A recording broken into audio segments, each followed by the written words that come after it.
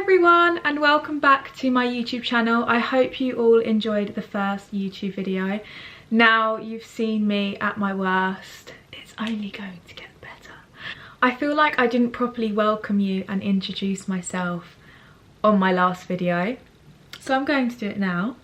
I'm Zoe, if you didn't already know by my display name.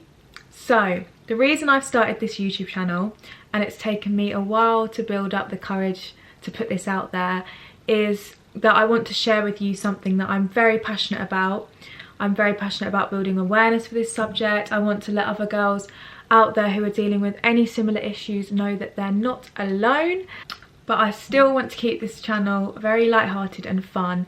I just want to use it to share with you some information that has really helped me and my personal experiences to hopefully help and benefit any of you. I'm just going to put a disclaimer on this video before I go into it, just to say that I'm not a professional in this field, nor do I have any qualification behind me. This is just based on personal experience, some advice that I've received from professionals, and lots of hours of research that I've done for myself.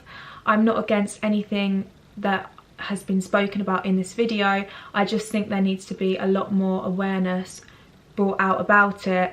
I also want to remind you that everybody's body is different, so what works for me might not work for you. I'm just going to share with you some mistakes I've made along the way, some tips and small manageable lifestyle changes that I feel that would really help any of you. So over the past few years I've been dealing with some health issues, specifically hormonal issues, that have really brought me down. It's really stopped me from fulfilling my best life. More recently, I've wanted to take control of my health. I wasn't going to let any hormonal issues or anything get the better of me, because at the end of the day, your body is the only place that you've got to live in, so you've got to look after it. Health is wealth, guys. I feel like I'm already waffling on already. So this video is just going to be about my story and my experience, just so you can understand a bit about what I've been through, and then I'll go into a lot more detail about things that I've done to improve my symptoms, to control my health and feel alive and energized. Let's jump in. I have struggled with hormonal imbalances for the past 6 years of my life. It's been a long journey, and the past few years I've really understood how important our hormonal health is. So our hormones are our body's chemical messengers, which are responsible for almost everything that happens in our body. Now, when one is out of balance, this can cause a whole load of problems, which I have experienced, and they're not very nice. When I'm talking about hormones in relation to your period is a massive indicator of your overall health, and your menstrual cycle is a lot more than just your period. Sorry, can you tell that I'm new to this, because this whole time I've been looking at myself in the monitor rather than actually through the lens. So please ignore that first half when I wasn't actually talking directly at you. So having a regular cycle, a regular period, is a great indicator of your overall hormonal health, and is a good health goal for us girlies to have. Now, if you're struggling with symptoms like PMS, heavy periods, lack of periods, PCOS, then getting to the root cause of your issues is going to be key to balancing your hormones. So I started the hormonal birth control contraceptive pill at a very young age of 16 because of my acne.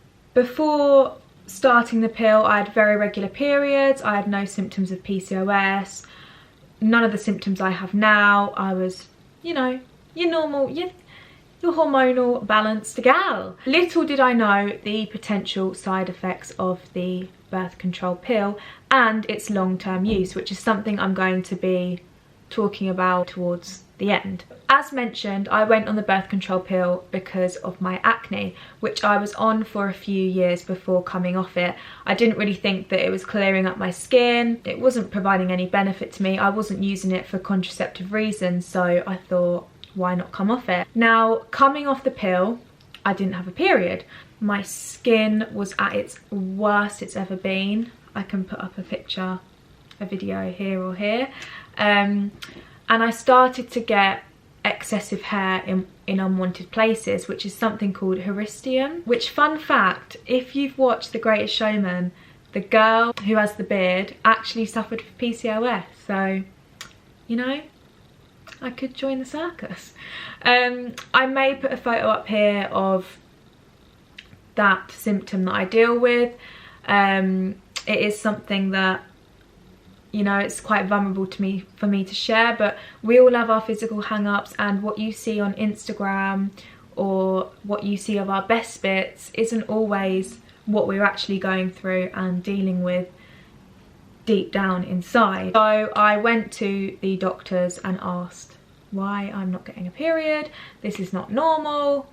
Your gal needs your period. At this point, I got the ultrasounds, I got the blood test results, and came back with a diagnosis of PCOS. Now, PCOS is a hormonal imbalance where your ovaries aren't producing the correct amount of hormone for a woman to properly function. And when your hormones are imbalanced, it's impossible for your brain to function as it should, because the hormones, as I said, are a massive part of what goes on inside our body.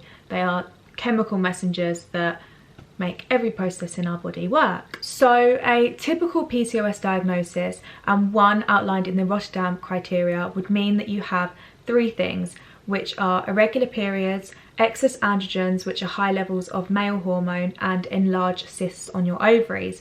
However, you can have cysts on your ovaries and not have polycystic ovary syndrome. So it's a very, very confusing diagnosis. So this hormonal imbalance can cause an abundance of issues that you don't want. This can range from things like problems with fertility, problems losing weight, problems gaining weight, depression, anxiety, acne, excessive hair growth in unwanted places, struggle sleeping, fatigue, lack of energy. Typically your GP will treat PCOS the same regardless of any underlying drivers that you may have. This is something that I've experienced. I've gone to multiple GPs, gynecologists, endocrinologists, and they've all treated PCOS the same. No one size fits all approach when it comes to managing symptoms. Everybody's symptoms are different, and it's just a very, very complicated, complex syndrome. So I got referred to an endocrinologist and I was given a drug called metformin. Like I said, GPs treat PCOS regardless of your certain type or your certain hormonal issues. So a lot of women who have PCOS are given metformin as a form of controlling it. So I personally didn't get along with metformin. If you're using this product or you have used it, I don't have anything against it. It's whatever works best for your body. You are in control of your body and you know what is best for it. I personally am preferring to go down the more natural route, which is why a naturopath will be your best bet if you want to go down this route. When I say naturally, I mean naturally reversing your PCOS symptoms and controlling your hormonal imbalances by natural methods rather than using synthetic drugs. So on the surface I was dealing with acne and the excessive hair. These were more like vanity symptoms, which were at that time my top priority, but actually deep down the symptoms that are most important and most important for my health are the fact that I hadn't had a period, a naturally occurring period. So with my prescription of metformin, and what a lot of women with PCOS will have been told to do, is to keep your weight down, to go on a low carb diet. There is no mention of lifestyle changes, and as a young girl and as a woman, I think that's quite triggering personally. At this point I had no clue about nutrition. I didn't know the importance of fueling your body with food. So all that stuck in my head was really, you need to keep your weight down, you need to go on a low carb diet. I was focused more on the number of calories I was eating rather than the actual quality of the food, which in fact was making all of my hormonal issues 10 times worse. So after my bad experience on metformin, I was put back on the pill, which probably was the worst decision I've ever made. I was in a relationship at this point, so I was using it for contraceptive reasons, but for my hormonal imbalance and controlling my symptoms, it just made it 10 times worse. Guys, my camera died, so I had to charge it again, and I'm here, I'm back, but that's why I look a bit different. If you're thinking she looks a bit different, it's just a day later, so I shouldn't look too different, I hope. So yeah, I went back on the pill because I was in a relationship and to regulate my periods. However, it didn't really help with my skin. It helped a little bit. It wasn't as bad as it was when I came off the first pill. I did get a bleed, but remember, with the pill, it is just a withdrawal bleed, so it's not actually a real period. I still suffered with the high androgens on the pill.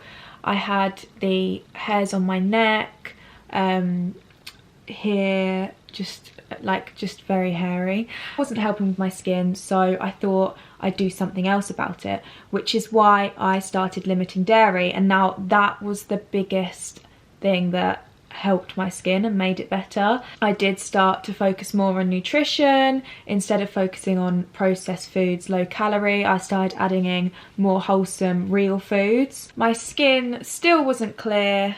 I can put a photo up here. I'd spent too long getting upset over my skin, crying about it, being unconfident in myself, that I thought, do you know what, I'm just gonna live with it, and I've got bad skin, you know? It's not what's on the outside, it's what's on the inside, guys. And then I broke up with my ex, and I thought, there's no point in me being on this pill. So I stopped it, and I didn't have a period again, and it didn't really bother me, which I'm really annoyed about at myself. You know, at this point I was ready for my hot girl summer, and I did put my body under a lot of pressure. I did put it under a lot of stress. I put myself under a lot of pressure to look a certain way, and I didn't really care about my health, which, if anyone's watching this and you've just had a breakup or you want your hot girl summer, then I can assure you that putting pressure on your body, wanting to be skinny and wanting to look a certain way is not going to benefit you long term, and it's not going to make you happy. At the end of the day, your health is the most important thing, and if anything, learn from my mistake. I've pushed back not having a period. I probably put my body into metabolic mayhem. So again, mama being protective, my main protector, she went to the doctor and said, my daughter has not had a period since coming off the pill in April. This was like September time. Can you help? And they came back and said, are you ready? Are you ready to hear what they said? They said, it doesn't matter if you don't get a period for a year. They had little advice for me and my situation, and they just didn't really think anything was valid as such. Any girl who's watching this, if you have any hormonal issues, any of your symptoms, it's not in your head. Like, you know your body the most, and if you know that something's not right, if you haven't got a certain amount of energy, or you're not sleeping well, or you haven't got periods, or your periods are giving you migraines, or you're upset, you're depressed, you're anxious, girl, you'll go get your help, you know? Like, don't just think it's in your head. You know your body the best, and you've got to treat it right. You've got to look after yourself. So a lot of women who don't ovulate or don't get regular periods will know that a lot of GPs say, come back when you're trying to conceive. Why should I not have a period now? Why should I wait until I want to conceive? I want to be the healthiest and most energized person that I can be, and with our menstrual cycle being one of the most important biological processes that goes on in our body, why would I want that not working up to its best standard that I can have it to work as if I seek help? I'm not just going to wait until I want to conceive. If it's not working to its best way that it can, then you're not functioning to the best way that you can. So after hearing the advice from the GP that not having a period for a year was normal and it was fine, obviously I just took on that advice. I was moving to London at this point, so I was stressed out about other things. I didn't research up about it, which I definitely should have. I didn't take my health into my own hands at this point. Again, was very vain about my health. So when I moved to London, I was very, very stressed, probably the most stressed out I've ever been in my life. I was struggling to find a job. I had an internship somewhere and I didn't enjoy it. I was working at loads of different temp agencies, working in hotels like cleaning knives and forks, worked at loads of random places like exhibitions, just for like a lot of temp agencies, and I genuinely was worried that I wasn't going to be able to pay rent each month. I was struggling to figure out what I actually wanted in my career. So yeah, it was a very stressful period, and with stress comes a lot of other symptoms. So my skin went crazy again. I'll put up a photo here. And I wasn't fueling my body. Like, again, I just can't believe how much pressure I actually put on my body and myself. And girls, if you take any message from this, please, please remember that eating small amounts of food and restricting foods, going on strict low calorie diets, it's not gonna work. Like, it's not sustainable, it's not long term. You're gonna put your body under so much pressure, you'll mess your metabolism up like I probably have. My hormones are out of whack as it is, and I probably made them even more worse and imbalanced. I used to like applaud and congratulate myself if I'd eaten about 800, 1,000 calories, and I just can't believe I did that to my body. I was under so much stress as it is, and not fueling my body was making it even worse. So yeah, that's why my skin got worse. I couldn't sleep. I was having awful sleep, had just no energy. I just felt lifeless. I brain fog. Yeah, I just wasn't myself. I look back at myself then and I just think I was a different person. I was quite lost. So yeah, not a very great time, but we've come out of it the right way. And that's another thing, guys. Anything you see on Instagram, you don't know what's going on behind closed doors. Because I was posting going out every weekend, like going out every weekend, getting pissed and drinking alcohol was like my comfort kind of thing. It kind of distracted me from everything else that was going on. I was constantly weighing myself, placing so much importance on the number of the scales rather than other measurements. Like, I wasn't focusing on how much energy I had. I wasn't focusing on how much strength I had. I wasn't focusing on actually if I was body confident, or if I accepted my body, or if I had any body positivity. All I cared about was the number on the scales and eating little and not fueling my body. Anyway, I've gone on a rant again. I've completely gone off topic. So after hearing that news from the GP and it being a year since I had my period, I had one small bleed a year later. So I came off the pill in April 2019 and I had one small bleed in March 2020. Literally like, what the hell? Where has this come from? And I was just like, went to the toilet one day and I was like, I've got my period. Like, where did you come from? And I was taking some supplements, like some natural herbal supplements at the time. So that may have induced it, but again, I kept taking them and I didn't have another period after that. It was just a very, very random period. So I've actually only had one real period since I went on the pill when I was 16. In 6 years, I've only had one real period. Like, I just don't know about you, but that just really breaks my heart that I'm I'm not in touch with my body, and that's something that when I'm older is going to be very important to me, to have babies and to hopefully be fertile and be able to conceive. And for anyone who has a period out there, like I'm so jealous. Like, I cannot wait to have my period, and when I do, I'm going to be so in touch with what's going on in my body that it's just going to make me love it even more. Like, I think our bodies are amazing, what they can do, like what they're capable of, and I think the menstrual cycle, our period, it's a beautiful thing. You shouldn't have to think, oh, my period's coming once a month. It shouldn't make you suffer that much. Like, your body's working for you, it's not working against you. So as I said, if you have got any hormonal issues, any problems with your period, like heavy periods, migraine, then I definitely recommend, I'll put some books in the description below that I've read that have really touched up on how you can help any hormonal issues. I recommend also, if they're really getting you down, then talking to a naturopath. I'll put some Instagram pages in the description box below that I find really helpful. And yeah, just read up about it and get as much help as you can.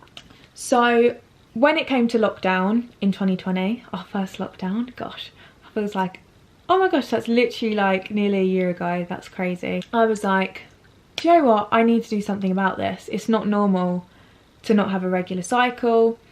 I've been diagnosed with PCOS, so I'm going to research. Now this is where I made my next mistake.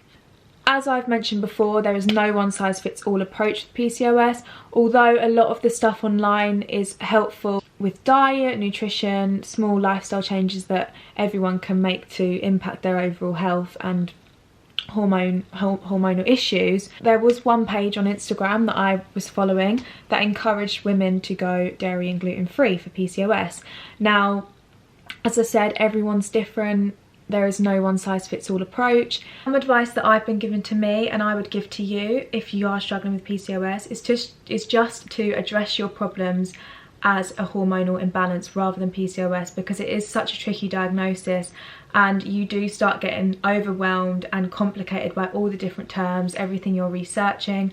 So I personally just address my issues that I have as a hormonal imbalance, which is personal to me. So in lockdown, there wasn't much else that was distracting me.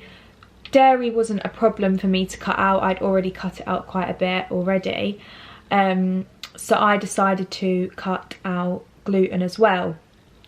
And then I started to cut out sugar. I was actually quite scared of carbs at this point. I kind of took that cold turkey approach. So I did restrict a lot of food groups, carbs, gluten. I was really focusing on the nutrition side of balancing my hormones and improving my symptoms, and I actually became quite obsessed with food. I did have a very, very unhealthy relationship with food.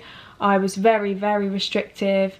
I felt guilty when I ate certain foods, which then led to binging at the weekends when I had a few drinks. Like, inevitably, I do think when you have a few drinks, you do tend to eat more. Some people do, that's what happens with me. But because I was restricting it so much during the week and going so cold turkey, at the weekends I just go crazy and just binge. I went to Ibiza and I said to myself, this week I'm not going to worry about eating dairy and gluten. I'm not going to take any of the supplements that have helped me control my symptoms. And I just kind of let myself go a bit. I'd got my neck and face threaded before I went, and literally a week after going, I cannot explain how much my hairs had grown back already, just from, you know, eating unhealthy, drinking a lot of alcohol. And don't get me wrong, like, I had such a great time and it didn't take anything away from the holiday. It just made me realise that I do need to focus on my nutrition and I do need to be mindful with what I'm putting in my body. And that was when obviously I became very restrictive. Nothing was working. The nutrition I was overly focused on. My hairs were just not getting any better. I was spending an absolute fortune getting it threaded every week. My moods were just, I wasn't feeling energized. I had a lot of brain fog, memory loss. I suffered with horrible insomnia, like my sleeping patterns were awful. I'd often go to sleep with like flashing lights. My brain was really active and I couldn't get to sleep. Sometimes I'd wake up and have like heart palpitations. I was just getting very overwhelmed and I was just wondering why I haven't got a period. So then I went to a specialist. She, again, same as GPs, treated me the same as every other PCOS diagnosis. She put me on a medication for women with diabetes without even looking at my blood test results. I remember one night I literally had a panic attack during the night from this medication, so I instantly came off it. This was the first time I'd sought out professional private health, and it was expensive. Like, I'm a student, I don't come from like a very wealthy upbringing, so for us to spend that money, it was a lot, and for it to kind of just go back down the same route as seeing a GP and putting me on synthetic drugs, it just didn't really work for me, to be honest. And as I said, if anyone out there is on those drugs and it is working for you, then that's great. Like, you know your body, you know what works best for your body, but I personally wanted to go down the natural route. So I'd had enough with the restrictive eating, the binge eating. It was just not making me happy. It was a vicious circle and I just needed to address my mindset. So then I started eating for my hormonal health and to fuel my body, not for any aesthetic reasons, just to feel my most energized self from the foods that I was eating. So I managed to pinpoint any food sensitivities that were disrupting my hormones. I reduced inflammation by limiting inflammatory foods. I started supporting my gut and liver, as these are a huge part of how hormones are made and processed, and I balanced my blood sugar levels. Most importantly, I managed to bring balance into my diet. I focus on an 80-20 approach. 80% of the foods I eat are from whole foods, nutritious, like real food, and then 20% I'll allow myself processed foods, sugar, donuts, pizza. I love me a donut if you don't know. Not restricting the foods I loved, but just being mindful of my portion sizes and how much of it I was eating. So after this, my period still hadn't come back. I realised that, you know, nutrition only goes a certain way when it comes to hormonal health, when it comes to your overall health.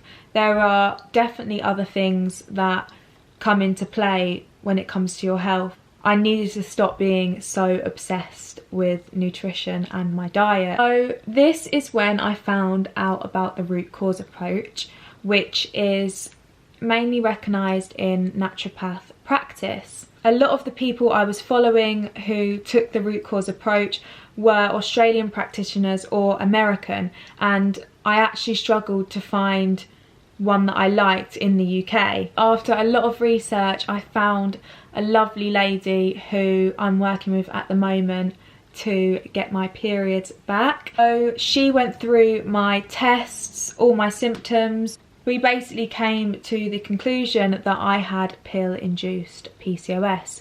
I didn't fit the usual criteria for a real PCOS diagnosis. So I was mistakenly diagnosed with real PCOS because the pill does suppress ovulation and cause these high elevated androgens. Now, at this point, I was aware of what pill-induced PCOS was. I didn't know whether I could diagnose myself with pill-induced PCOS, and some medical practitioners will say that it's nonsense. I was assured that going on the pill the first time I would get clear skin. The second time I was given a false bleed and a regular cycle, but I wasn't made aware of the side effects that would come out from it.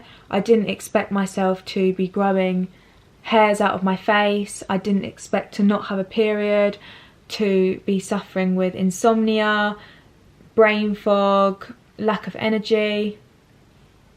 It's my brother. I said this is not a video to put anyone off the pill.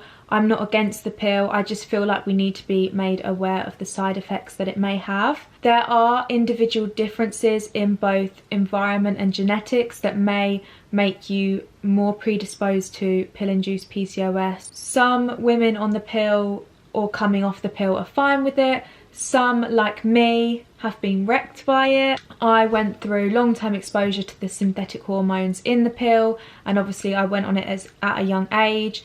Also going through periods of under eating and restrictive eating. I probably put my metabolism under a lot of pressure as well, so that didn't help with getting my periods back. So after seeing a naturopath, she has devised a plan that is individual to me and that's going to work for my hormonal imbalances and my desired result of getting my period back. Has put me on some supplements that are going to put back the nutrients in my body that the pill has taken off me. So hopefully my brain and ovaries are going to start communicating better, because they have not been communicating a lot recently. I'm continuing to fuel my body and eat for my hormones.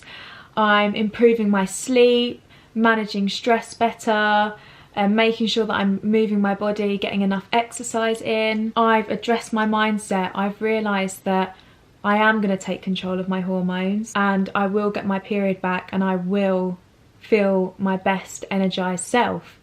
I often got very upset, and if anyone with PCOS is watching this, I know how you feel. It's horrible.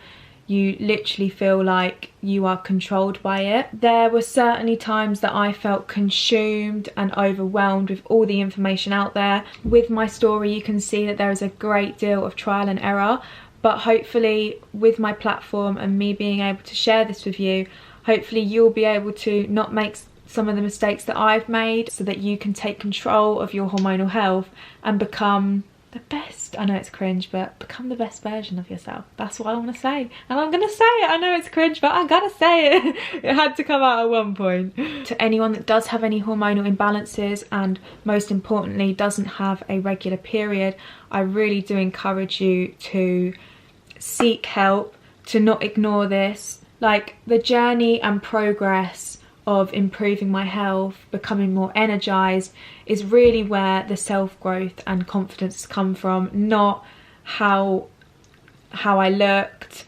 not what the weight on the scales was, but how I'm fueling and nourishing my body and feeling so healthy just with these small lifestyle changes that I hopefully can inspire you to do and encourage you to do if you are struggling with any of the same issues, and to put your health as a priority, not your aesthetic goals or how you look. I really want to normalise conversations about women's health as well, specifically periods. I think it's a big taboo subject that people often throw off as, oh, you know, she's on her period, like she's in a mood, but you shouldn't have to suffer because of your period.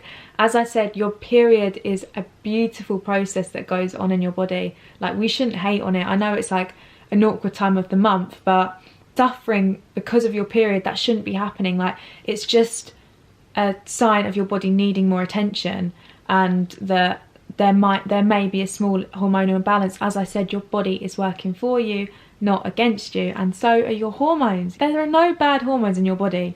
Like, all the hormones are good, they just need to be in balance. And again, this isn't a message to run to your doctor with all your hormonal problems. I'm just saying that you should take ownership of your hormonal health as another aspect of your health that you want to take care of. So I was deciding whether to share my story with you when I'd actually solved all my issues and actually got my period back. But I thought that taking you along the journey with me so that you can see these changes for yourself, you can understand how important your hormonal health is, you can see the change in me as a person, my energy levels, my performance, my mood. Like, when my period comes, honestly, I'm gonna scream. Like, it's gonna be one of the best days of my life. Like, I've never wanted a period so much and I cannot wait. I know that thousands of women have reversed their PCOS symptoms naturally, so I'm confident that I'll be able to get my period back. I'm sorry if I waffle on in that video. I am a waffler. do like a waffle, and I am a waffler. To any women who are suffering with similar issues and want someone to speak to, just not to feel as alone, then my DMs are always open, because I've certainly had moments where I really have felt alone, overwhelmed, so confused, and I just want to let you know that I'm here for you. We can control our hormones. We are not controlled by our hormones, girls. We control our hormones. So thank you for watching this video, and I'm really excited to be sharing this story with you finally. I hope you enjoyed this video. Remember to like, comment and subscribe to my channel. Follow me over on Instagram and TikTok, where I will be sharing a lot more hormonal health tips, tricks. So thank you for watching. Love you all.